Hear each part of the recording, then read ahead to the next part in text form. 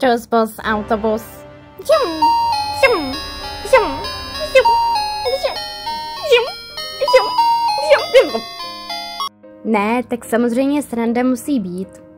A popravdě vznikla docela náhodou, protože jsem chtěla jakýsi nový vrány, abych mohla natáčet a mít více emocí, znáte to. Jenže když to řeknu slušně, tak ChatGPT mě lehce poslal do prdky, no a vzniklo z toho tohle.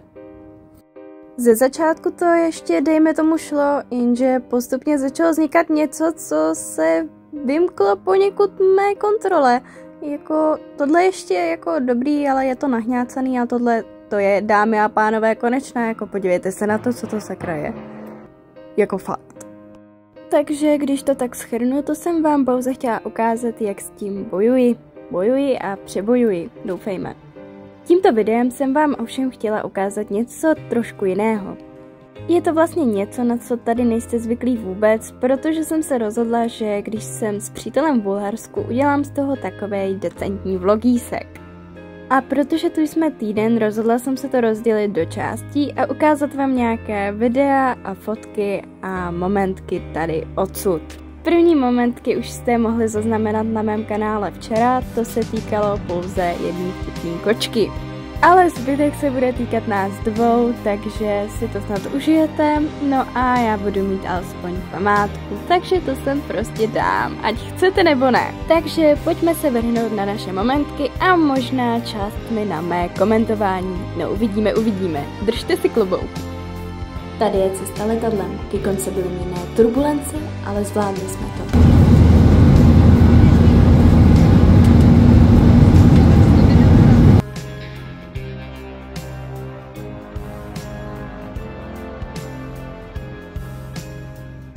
Ovšem i v nočních hodinách to má své kouzlo.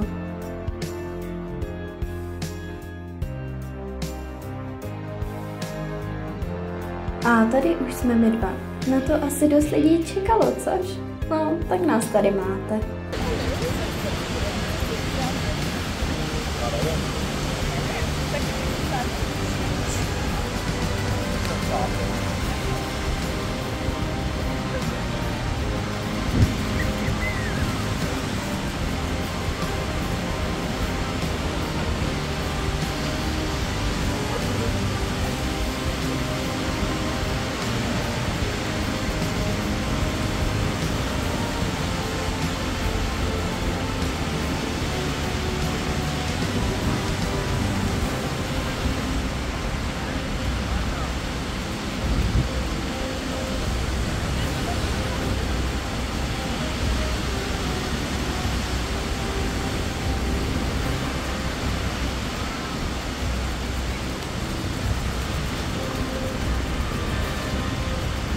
Taky jsme měli červenou vlajku, což je ten důvod, proč jsem na svého přítele křičela, aby nešel tak moc daleko, bo by ho vlny odvály a to nikdo z nás nechtěl. Taky jsem si chtěla udělat pár sexy momentek, no nevyšlo to dle mých představ. Proč? No podívejte se na to sami. Ahoj, snažíme se udělat sexy fotky, ale moc nám to nejde, jsou tady vlny a to nejde. Když jich děláte na tom výtěku, to by mě zajímalo.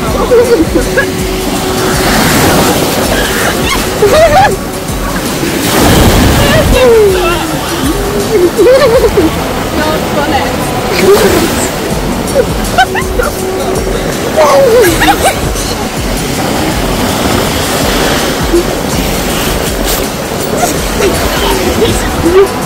Kdybychom ukryli ještě odpuštění.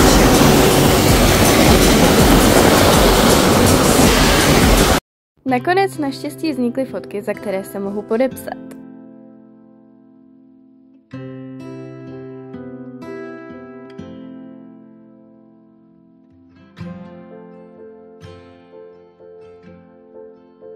A také jsme samozřejmě vyfotili mého muže, aby mu nebylo líto, že jeho žena je pouze na všech fotkách. Ne, není.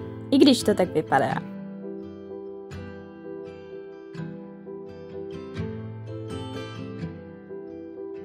No a nakonec včera byla i docela sranda, protože jsme chtěli natočit opět nějaké trendy z TikToku, že jo? No, realita bývá prostě jinak, hoši. No, nemusíte zvyknout.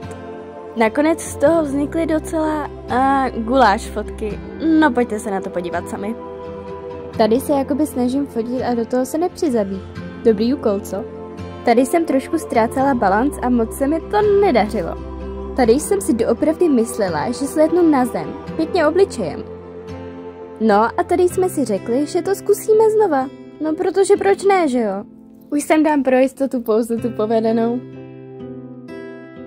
A předtím, než jsem prdnu dnešní ranní tikťuky jako třešničku na dortu, vám ještě něco řeknu ohledně našeho pokoje a proč náš pokoj vypadá tak, jak vypadá. To je prostě čistě a zkrátka naše jediná skříň. No a tam jsme to prostě odmítli dát, protože za prvý je plná něčeho, čehosi, co ani nevím, co pořádně je, nějaký deky. No a tahle je prostě málo prostorná, takže tak. Proto máme ve finále všechny naše věci stále v kufru.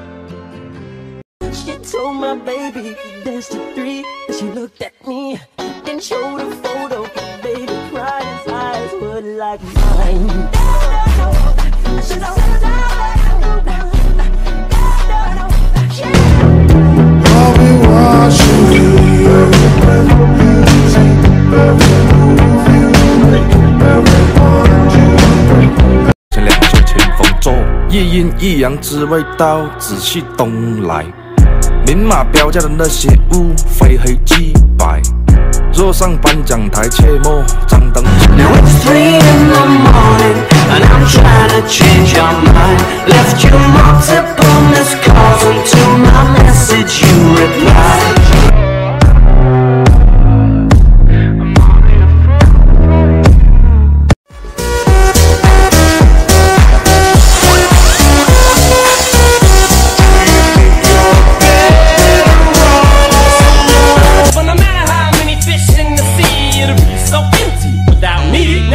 No, to by bylo pro dnešek radši všechno. Mějte se krásně a skládejte básně. Pa, pa, pa.